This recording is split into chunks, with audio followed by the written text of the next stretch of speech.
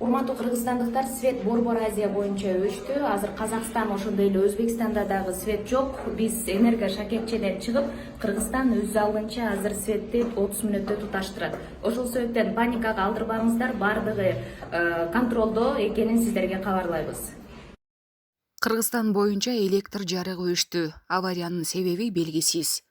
Кыргызстанда Борбор Азиянын бириккен энерго системасындагы автоматика иштегенине байланыштуу электр жарыгы өчтү. Бул тууралуу Кыргызстандын улуттук электр станциялары ачык акционердик компаниясы билдирди. Энерго системаны калыбына келтирүү иштери жүрүүдө. Авариянын себеби такталууда деп айтылат маалыматта. Булак бара келди. Энергетика министрлиги жарык Борбор Азия боюнча өчтү.